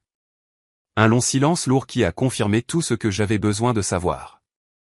Il savait que je savais, et il s'en fichait. Tu t'es marié? Ai-je demandé, même si je connaissais déjà la réponse. J'avais besoin de l'entendre dire oui. J'avais besoin qu'il l'admette. Oui, a-t-il finalement dit. Un seul mot, sec, sans explication, sans excuse. Et pourquoi ne me l'as-tu pas dit? Ma voix est sortie plus faible que je ne le voulais, plus brisée. C'était quelque chose d'intime, papa. Quelque chose d'intime. Je me suis accroché à ce mot comme un noyé. Peut-être que c'était intime. Peut-être que c'était juste deux et un juge. Peut-être que les photos venaient d'autre chose. Intime, ai-je répété, et ma voix est sortie plus dure. Simon, j'ai vu les photos. J'ai compté les tables. Il y avait 80 personnes. Il y avait une salle décorée de fleurs. Il y avait un traiteur. Il y avait un photographe. Il y avait de la musique. Ce n'est pas intime, ça. C'est une grande fête à laquelle tu as décidé de ne pas m'inviter. Silence à nouveau. Je pouvais l'entendre respirer à l'autre bout du fil. Je pouvais l'imaginer là-bas, dans un hôtel de plage avec Valérie à ses côtés, agacé que son père gâche sa lune de miel avec des reproches. Papa, ne commence pas, a-t-il finalement dit. Sa voix avait ce ton exaspéré qu'on utilise quand quelqu'un vous ennuie avec quelque chose dont vous ne voulez pas parler. Je dois y aller. Non, ai-je dit, et j'ai été surpris de la fermeté de ma voix. Je ne te laisserai pas partir avant que tu ne m'expliques pourquoi. Pourquoi quoi, papa? Sa voix a un peu monté. Il s'énervait, comme si c'était moi qui faisais quelque chose de mal. Pourquoi ne m'as-tu pas invité à ton mariage? Je suis ton père, Simon. Je t'ai élevé seul après la mort de ta mère. J'ai travaillé 40 ans pour tout te donner. Je t'ai donné une maison, et toi, tu te maries et tu ne me le dis même pas. Pourquoi? Le silence qui a suivi a été le plus long de tous. Je pouvais entendre l'océan en arrière-plan, les mouettes, les gens qui riaient au loin, et mon fils à l'autre bout du fil, choisissant ses mots. Sachant que tout ce qu'il dirait changerait tout entre nous. Parce que je savais que tu ferais ça, a-t-il finalement dit. Sa voix semblait fatiguée, résignée. Te plaindre, me faire sentir coupable. Tout gâcher avec tes drames. Je suis resté figé. Mes drames? Les mots sortaient à peine. Simon, tu m'as exclu du jour le plus important de ta vie. Et c'est moi qui fais des drames. Papa, je voulais que ce soit un jour parfait. Sans complication. Et toi, tu es toujours une complication. Une complication. Ce mot m'a traversé comme une balle. J'étais une complication. Moi qui lui avais donné la vie. Moi qui avais tout sacrifié pour lui. J'étais le problème. Une complication, ai-je répété, n'en croyant pas mes oreilles. Oui, a-t-il dit, et maintenant sa voix semblait agacée, comme si je le forçais à dire des choses qu'il ne voulait pas dire. Valérie et sa famille sont. Ils sont d'un autre niveau, tu comprends? Et je ne voulais pas. Je ne voulais pas que tu te sentes mal à l'aise. Je ne voulais pas qu'il te voie. Et il n'a pas fini la phrase. Il n'en avait pas besoin. Je comprenais parfaitement. Il ne voulait pas qu'il me voie. Il ne voulait pas que ses élégants beaux-parents rencontrent son père col bleu avec les mains brisées et les vêtements bon marché. Il ne voulait pas que je gâche son image. Il ne voulait pas que je rappelle à tout le monde d'où il venait. Alors tu m'as caché, ai-je dit. Ce n'était pas une question. C'était une confirmation. Ce n'est pas comme ça, papa. Si, c'est comme ça, Simon. Tu m'as caché comme si j'étais quelque chose dont il fallait avoir honte. Papa, arrête. Il a haussé la voix pour la première fois. C'est fait. C'est fini. Je ne peux pas changer le passé. Si tu veux être en colère, sois en colère. Mais je ne vais pas continuer à parler de ça. Je dois y aller. Simon, attends. Mais il avait déjà raccroché. J'ai entendu la tonalité. Et je suis juste resté là, le téléphone pressé contre mon oreille, écoutant ce son. Incapable de bouger. Je suis resté assis à la table de la cuisine pendant des heures. Le café a refroidi. Le soleil a traversé la fenêtre. Les ombres ont changé de place. Et je suis juste resté là avec le téléphone à la main, rejouant la conversation dans ma tête encore et encore. Tu es toujours une complication. Je ne voulais pas qu'il te voie. Je ne vais pas continuer à parler de ça. Chaque phrase était un nouveau coup. Chaque mot était une confirmation de ce que je savais déjà, mais que je ne voulais pas accepter. Mon fils avait honte de moi. Ce n'était pas un oubli. Ce n'était pas une erreur. C'était une décision consciente, planifiée, exécutée avec froideur. Il m'a exclu exprès parce que je ne cadrais pas dans sa nouvelle vie, parce que j'étais le passé pauvre qu'il fallait cacher. Cette nuit-là, je n'ai pas dormi. Je suis resté au lit à fixer le plafond, les yeux ouverts dans l'obscurité. La conversation se répétait dans ma tête comme un disque rayé. Et soudain, comme un éclair, j'ai compris quelque chose qui m'a glacé le sang. Toute cette distance des 2 dernières années, toutes ces excuses, toutes ces visites courtes et ces appels annulés, ce n'était pas parce qu'il était occupé. C'était parce qu'il préparait le terrain pour m'effacer. D'abord, il m'a éloigné petit à petit, pour que lorsqu'il m'exclurait enfin de son mariage, je serais déjà si loin de sa vie que ça se remarquerait à peine. C'était un plan, un long plan calculé pour se débarrasser de moi sans avoir à donner d'explication. C'est là que j'ai compris. Ce n'était pas qu'il m'avait oublié. C'était qu'il m'avait caché exprès, avec préméditation, par honte que j'existe. Et ça faisait plus mal que tout le reste. Parce que c'est une chose d'être oublié dans un moment de folie ou de stress. C'en est une autre d'être caché parce qu'on vous considère comme une honte, parce qu'on pense que vous êtes une tache sur leur vie parfaite. Cette nuit-là, allongé dans mon lit, fixant l'obscurité, j'ai senti quelque chose se briser pour toujours entre nous. Quelque chose qui ne pourrait jamais être réparé. Parce que l'amour peut survivre à beaucoup de choses, mais il ne peut pas survivre à la honte. Quand votre enfant a honte de vous, c'est la fin de tout. Je ne l'ai plus appelé. Je ne lui ai plus envoyé de message. Je ne me suis plus plaint. Le silence qui a suivi cette conversation était différent de tous les silences précédents. Avant, quand il n'appelait pas, je souffrais. J'attendais. Je regardais le téléphone, priant pour qu'il sonne. Mais maintenant, le silence était le mien. C'était ma décision. Et il y avait quelque chose de libérateur là-dedans. Quelque chose qui me rendait un peu de dignité. Les jours passèrent, 1 semaine, 2 semaines. Simon n'appelait pas non plus. Il ne demandait pas comment j'allais. Il n'essayait pas d'arranger les choses. Et moi, j'ai commencé à planifier. J'ai commencé à réfléchir. J'ai commencé à me souvenir de quelque chose que j'avais oublié. La maison était toujours à moi. Je me suis réveillé un mardi à 6 heures du matin avec une clarté d'esprit que je n'avais pas eue depuis des mois. Je me suis levé, je me suis fait un café fort, et je suis allé directement au placard de la chambre. Au fond, caché derrière de vieilles boîtes, se trouvait le petit coffre-fort que Lucie et moi avions acheté des années auparavant pour garder les documents importants. Je l'ai sorti avec précaution, je l'ai posé sur le lit, et j'ai entré la combinaison que je connaissais par cœur. 2703 l'anniversaire de Simon. Le coffre s'est ouvert avec un clic métallique. À l'intérieur se trouvaient nos certificats de naissance, notre acte de mariage, le certificat de décès de Lucie, et là, au fond, plié avec soin, se trouvait l'acte de propriété de la maison dans la banlieue de Queen's Landing. Je l'ai sorti avec des mains tremblantes. J'ai déplié le papier jauni, usé par les années, mais parfaitement lisible. Il était là. Acte de propriété, et en dessous, en lettres claires, propriétaire, Thomas Duval. Mon nom, mon numéro d'identité, ma signature. La date d'achat, le 12 mars 2015, il y a presque 10 ans. J'ai passé mes doigts sur les lettres, sentant la texture du papier, me souvenant du jour où j'ai signé ça, le jour où je suis devenu propriétaire de quelque chose pour la première fois de ma vie. J'ai cherché sur chaque page la moindre mention d'un transfert à Simon, sa signature, un document annexé, rien. Il n'y avait rien parce que je n'ai jamais fait le transfert légal. Je lui ai donné les clés. J'ai dit, elle est à toi. Mais légalement, officiellement, la maison était toujours à moi. Elle avait toujours été à moi. Je me suis assis au bord du lit avec l'acte de propriété dans les mains et je l'ai juste fixé pendant 1 heure, peut-être plus. Le soleil entrait par la fenêtre et se déplaçait sur le sol. Le bruit des voitures dehors, un chien qui aboie.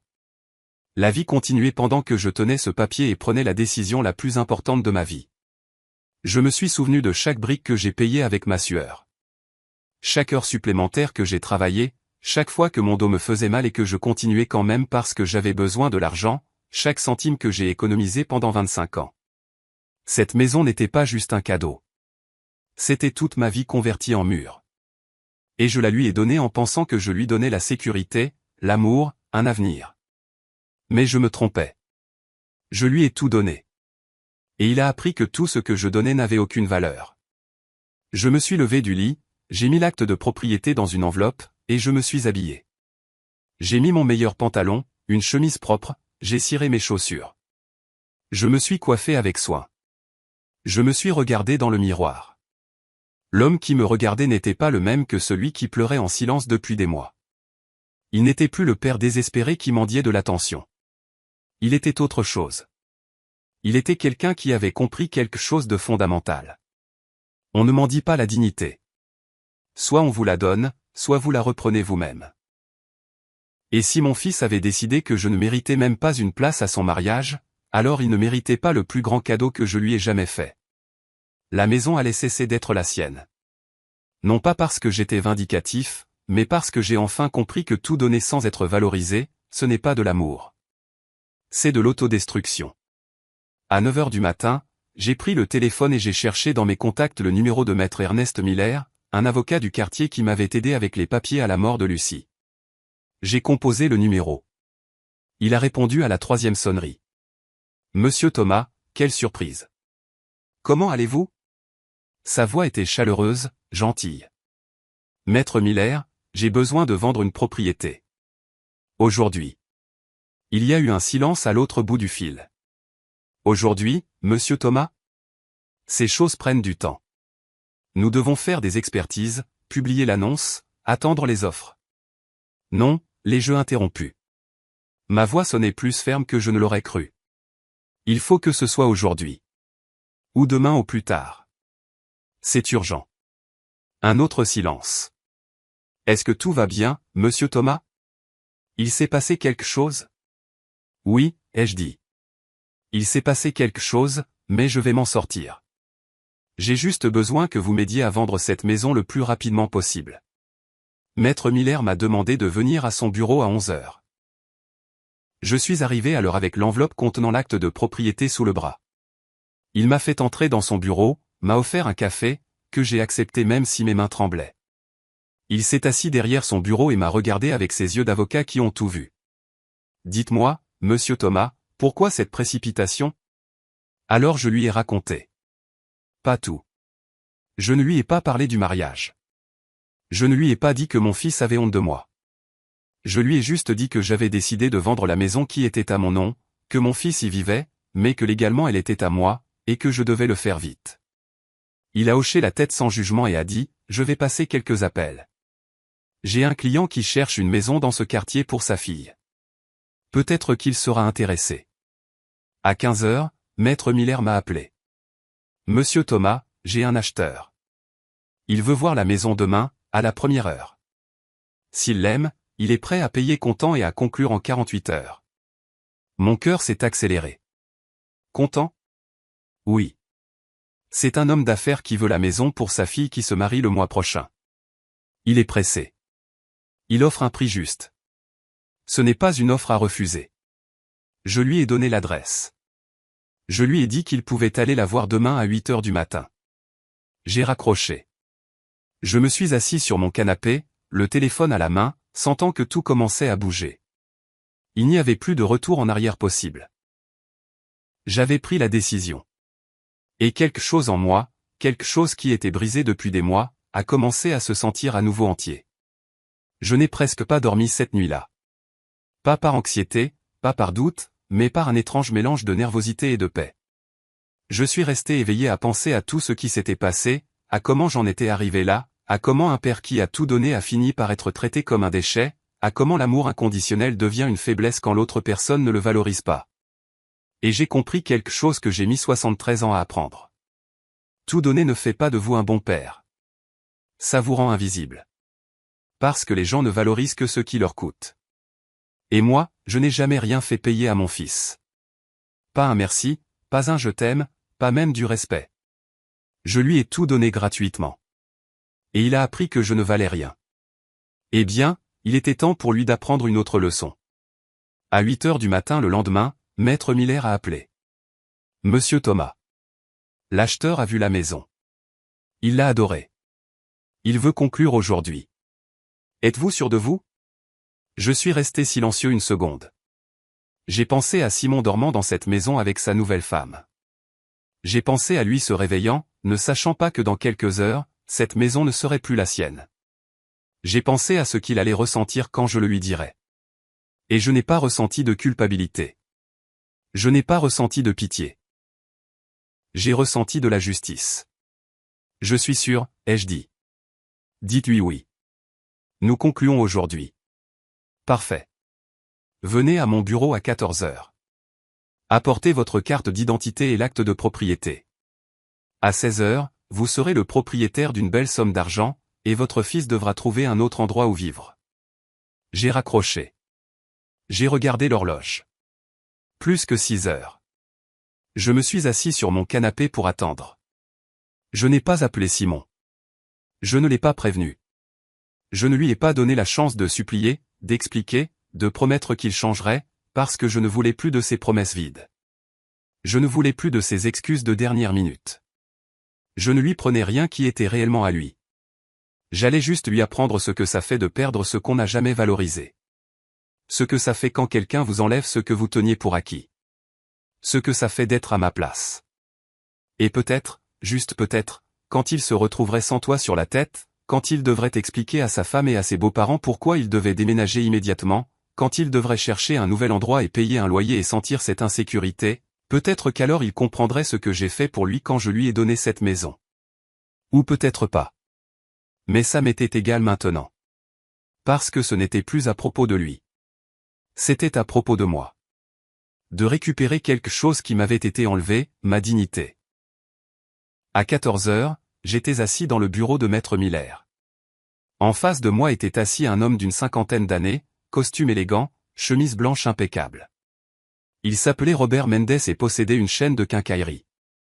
Il achetait la maison pour sa fille qui se mariait dans un mois. C'est parfait pour elle, a-t-il dit en examinant l'acte de propriété. Le quartier est calme. La maison est d'une bonne taille. Ma fille va y être très heureuse. J'ai hoché la tête en silence, pensant à l'ironie. Cet homme achetait la maison pour rendre sa fille heureuse. J'avais acheté exactement la même maison pour rendre mon fils heureux. La différence, c'est que la fille de cet homme l'inviterait probablement à son mariage. Maître Miller a posé les papiers sur le bureau. Signé ici, ici, et ici. J'ai pris le stylo. Ma main ne tremblait pas. J'ai signé chaque page calmement. Mon nom, mon identité, ma signature. 1, 2, 3 fois.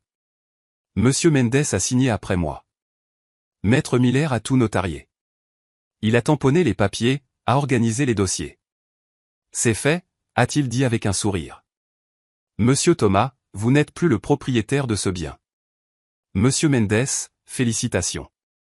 La maison est à vous. L'homme a ouvert une mallette noire et a sorti des liasses de billets. Il les a comptés sur le bureau. 50 000 $ en espèces. Il les avait apportés comme ça parce qu'il voulait conclure rapidement. Je n'avais jamais vu autant d'argent au même endroit. Maître Miller m'a aidé à le compter, m'a donné un reçu, m'a expliqué que je devais le déposer à la banque dès que possible. J'ai juste hoché la tête, regardant ces billets, pensant, voilà ce que valent 40 ans de ma vie. Voilà ce que vaut le sacrifice d'un père. J'ai quitté le bureau à 15h15. Le soleil était fort. La rue était pleine de gens, de voitures qui passaient, la vie normale d'un mardi quelconque. Mais pour moi, rien n'était normal. Je venais de vendre la maison où vivait mon fils. J'ai marché 2 pâtés de maison jusqu'à un parc. Je me suis assis sur un banc, j'ai sorti mon téléphone portable de ma poche et je l'ai juste fixé. Maintenant venait la partie difficile. Maintenant, je devais l'appeler. Je devais lui dire que la maison n'était plus la sienne, qu'il avait 2 semaines pour partir. Mon doigt a plané sur son nom dans mes contacts. J'ai pris 3 profondes respirations. 4, 5, et j'ai composé le numéro. Le téléphone a sonné 2 fois avant qu'il ne réponde. Papa. Sa voix semblait normale, insouciante, ne sachant pas que sa vie était sur le point de changer. Mon fils, ai-je dit, et ma voix est sortie plus calme que je ne l'aurais cru. J'ai besoin que tu vides la maison dans 15 jours. Silence à l'autre bout du fil. Un silence confus. Quoi? De quoi tu parles? La maison où tu vis, celle de Queen's Landing. J'ai besoin que tu la vides. Un autre silence. Papa, ça va?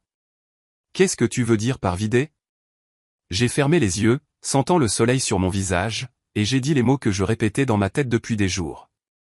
Je l'ai vendu ce matin. Le silence qui a suivi était absolu. Je pouvais l'entendre respirer. Je pouvais sentir son cerveau traiter ce qu'il venait d'entendre. Je pouvais imaginer son visage.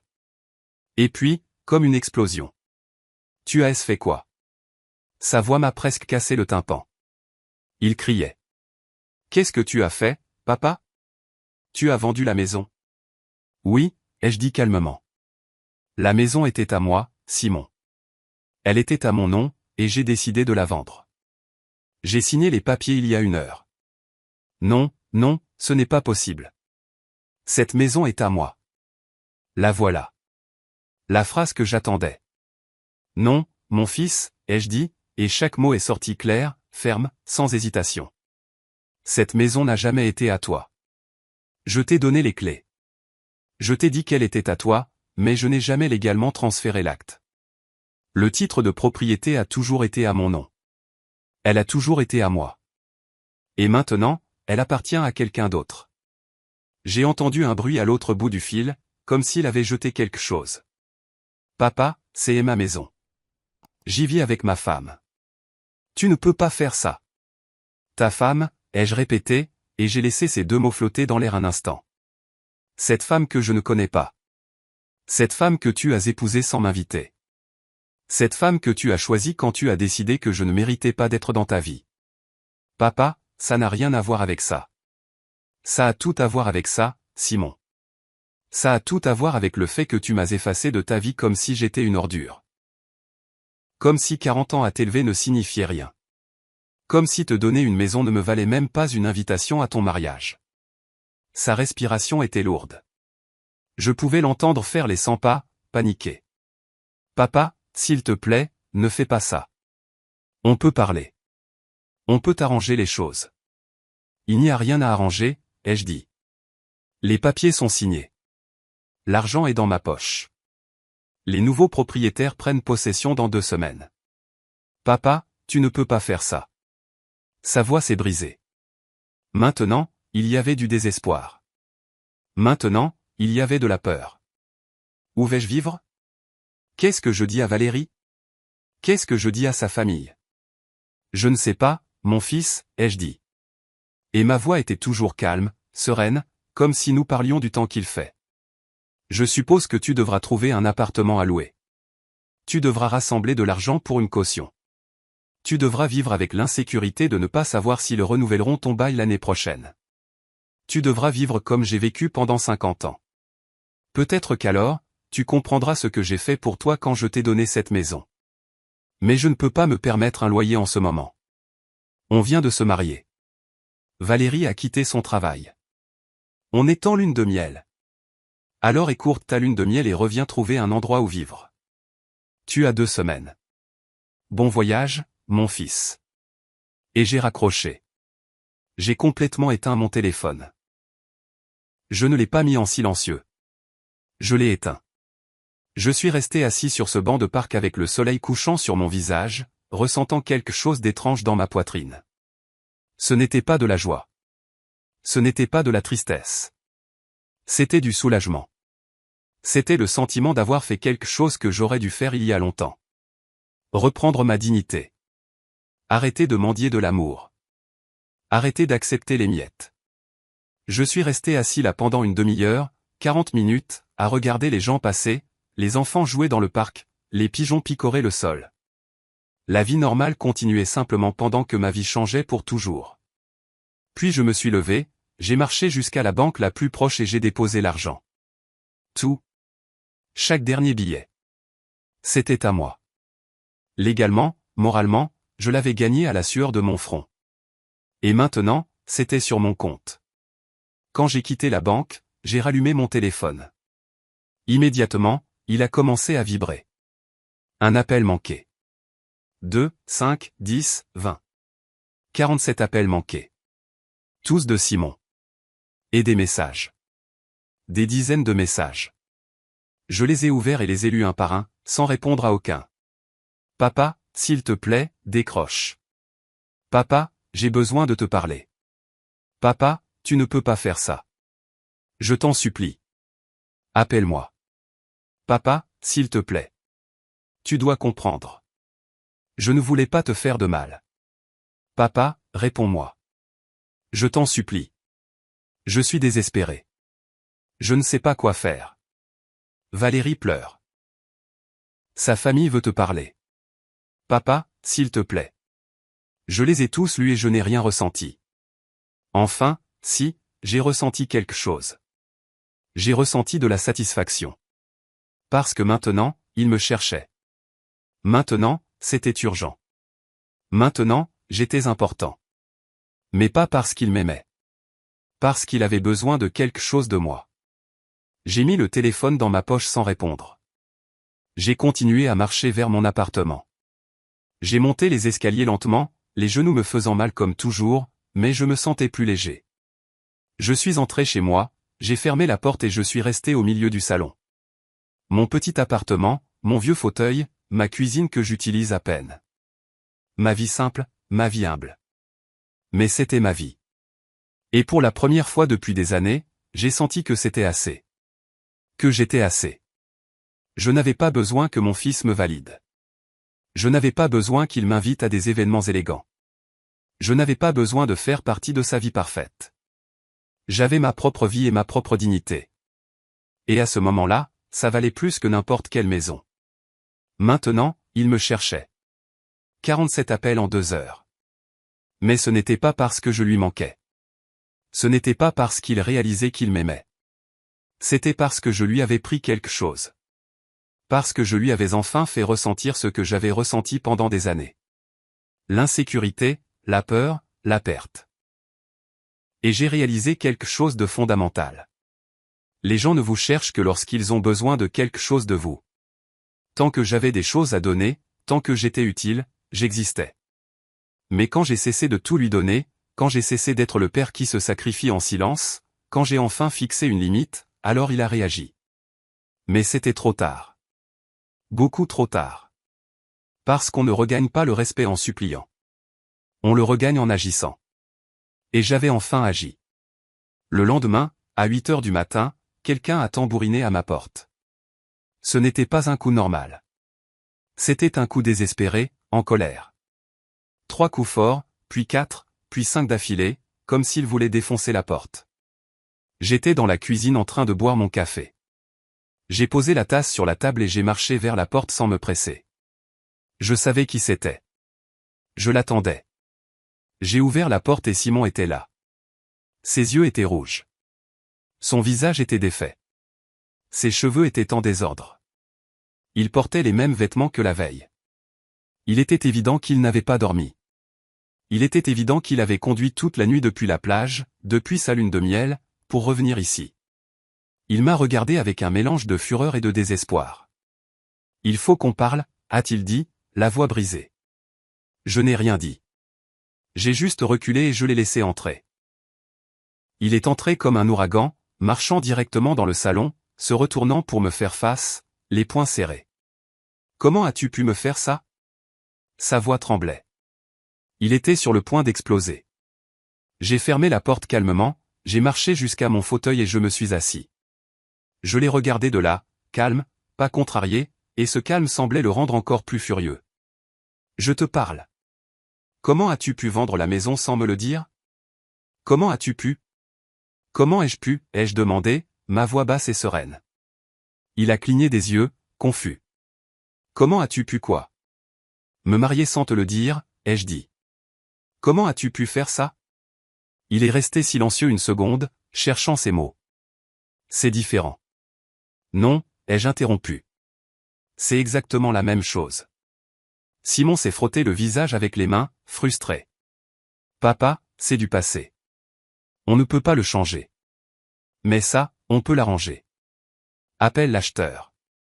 Dis-lui que tu as changé d'avis. Rends-lui son argent. Tu as encore le temps. Je l'ai juste regardé en silence. Mon fils. L'homme que j'ai élevé. L'homme à qui j'ai tout donné. Et je ne reconnaissais rien de moi en lui. Non, ai-je dit simplement. Comment ça non? Il a de nouveau haussé la voix. Papa, je n'ai rien fait d'assez grave pour que tu me laisses à la rue. Rien, ai-je répété. Et quelque chose dans ma voix l'a fait taire. Simon, tu m'as exclu de ton mariage. Du jour le plus important de ta vie. Tu m'as caché comme si j'étais une honte. Tu m'as effacé comme si je n'existais pas, je ne voulais pas te faire de mal. Exactement, ai-je dit. Tu n'as rien fait. Tu ne m'as pas invité. Tu ne m'as pas appelé. Tu ne m'as pas donné d'explication. Tu n'as rien fait. Il a commencé à faire les 100 pas, désespéré. C'était Valérie. Elle pensait que tu ne t'entendrais pas avec sa famille. Que ce serait gênant. Et toi, il y avait de l'acier dans ma voix maintenant. Qu'est-ce que tu as pensé, Simon? Je me fiche de ce que Valérie a pensé. Je me fiche de ce que sa famille a pensé. Je me soucie de ce que toi, tu as pensé. Est-ce que tu voulais que je sois là? Le silence qui a suivi m'a donné la réponse. Il a baissé les yeux. Ses mains tremblaient. Il a ouvert la bouche. L'a refermée. A réessayé. J'ai pensé. Sa voix est sortie comme un murmure. J'ai pensé que c'était juste plus facile comme ça. Ces 5 mots. C'était juste plus facile comme ça. Voilà. Toute la vérité. J'ai senti quelque chose dans ma poitrine, mais ce n'était pas de la douleur. Ça ne faisait plus mal. C'était la paix. C'était la confirmation de ce que je savais déjà. C'était plus facile comme ça, ai-je répété. C'était plus facile de m'effacer que de me défendre. C'était plus facile de me cacher que de me présenter avec fierté. C'était plus facile de me mettre de côté que de tenir tête à ta femme et de lui dire que ton père, celui qui t'a élevé, celui qui t'a donné une maison, allait être à ton mariage parce qu'il le méritait amplement. Simon a levé la tête. Ses yeux étaient pleins de larmes. Papa, Tu as su que j'ai vendu la maison plus vite que j'ai su pour ton mariage, ai-je interrompu. Ironique, n'est-ce pas? J'ai appris 2 jours plus tard sur Instagram, en t'espionnant avec un faux compte. Tu as appris en quelques minutes avec un appel direct. Tu vois la différence? Il est juste resté là, des larmes coulant sur son visage, ne sachant pas quoi dire. Et j'ai continué à parler avec un calme qui me surprenait même moi. J'ai acheté cette maison pour toi. Avec 40 ans à me casser le dos à poser des briques. Avec 25 ans à économiser chaque dernier centime. Avec toutes les vacances que je n'ai jamais prises. Avec toutes les petites choses que je ne me suis jamais achetées. Je l'ai acheté en pensant à ton avenir. En pensant à ta sécurité. En pensant que tu ne souffrirais jamais comme j'ai souffert. Ma voix s'est à peine brisée. Mais j'ai continué. Mais toi, tu as décidé que je ne méritais pas d'être dans ta vie, que j'étais une honte, que je ne cadrais pas dans ton monde élégant avec la famille de ta riche femme. Alors, j'ai décidé que tu ne méritais pas cette maison. Parce que cette maison était un cadeau d'amour, et tu m'as prouvé que tu ne m'aimes pas. Si, je t'aime, a-t-il crié, sa voix se brisant complètement. Tu es mon père. Bien sûr que je t'aime. Non, ai-je dit en secouant la tête. Tu aimes ce que je te donne. Tu aimes la maison gratuite. Tu aimes le sacrifice silencieux. Tu aimes avoir un père qui ne demande jamais rien. Mais moi en tant que personne, avec mes mains d'ouvrier, mes vêtements bon marché et ma vie simple. Tu ne m'aimes pas. Tu as honte de moi. Ce n'est pas vrai. Alors explique pourquoi je n'étais pas à ton mariage, ai-je dit, la voix dure. Explique pourquoi tu ne m'as jamais présenté à Valérie correctement. Explique pourquoi, quand j'étais malade avec une forte fièvre, tu m'as dit de me faire une tisane et tu n'es pas venu me voir. Explique tout ça sans utiliser les mots « j'étais occupé » ou « c'était juste plus facile ». Il a ouvert la bouche, mais rien n'est sorti. Parce qu'il n'avait aucune explication. Parce que la vérité était évidente. Simon s'est affalé sur le fauteuil d'en face, la tête dans les mains. « Papa, pardonne-moi », a-t-il dit à travers ses sanglots. « Pardonne-moi. S'il te plaît. J'ai tout gâché. Je sais que j'ai été un fils terrible, mais s'il te plaît, ne me laisse pas à la rue. S'il te plaît, fais-le pour moi. Pour tout ce qu'on a eu ensemble. » Je l'ai regardé pleurer. Cet homme de 35 ans, pleurant comme un enfant. Et je n'ai rien ressenti. Ou pas exactement rien. J'ai ressenti de la pitié, mais pas le genre de pitié qui vous fait céder. Le genre de pitié que vous ressentez pour quelqu'un qui fait enfin face aux conséquences de ses actes. Je ne peux pas, mon fils, ai-je dit doucement. Le pardon, c'est pour les premières fois, pour les erreurs honnêtes. Mais ça, ce n'était pas une erreur. C'était une décision que tu as prise. Une qui a duré des mois. Des mois à planifier un mariage sans m'inviter. Des mois à me voir souffrir et à ne rien faire. Je ne peux pas pardonner ça. Mais je suis ton fils, a-t-il dit en levant la tête, le visage ravagé. Je suis ton seul fils. Je sais, ai-je dit. Et cette maison était le seul bien que j'avais, la seule chose qu'il me restait de 40 ans de travail. Et je te l'ai tout donné. Tout. Et ce n'était pas assez. Je n'ai jamais été assez pour toi. Alors j'ai décidé que tu n'étais pas assez pour garder ce que j'ai construit. Je me suis levé de mon fauteuil, je suis allé à la cuisine, j'ai pris mon café, j'ai bu une gorgée. Quand je suis revenu dans le salon, Simon était toujours là, enfoncé dans le fauteuil, pleurant silencieusement. Tu as 2 semaines pour vider les lieux, lui ai-je dit. Si tu as besoin d'aide pour déménager, dis-le-moi. Je peux venir t'aider à faire les cartons. Mais la décision est prise. La maison n'est plus à toi. Elle ne l'a jamais vraiment été. Simon s'est levé lentement, comme si chaque muscle de son corps était lourd. Il m'a regardé avec ses yeux rouges, avec un mélange de douleur et autre chose. De la haine, du ressentiment, je ne sais pas. Il a marché jusqu'à la porte, s'est arrêté la main sur la poignée. Je ne te pardonnerai jamais pour ça, a-t-il dit sans se retourner. C'est bien, ai-je répondu. Je ne te pardonnerai pas non plus pour ce que tu as fait. Il a ouvert la porte et il est parti. La porte s'est refermée derrière lui avec un léger clic. Et je suis juste resté là, au milieu de mon salon, le café à la main, attendant de ressentir quelque chose. De la culpabilité, du regret, de la douleur. Mais la seule chose que j'ai ressentie, c'était le silence. Un silence propre, léger, sans angoisse. Et puis, lentement, autre chose.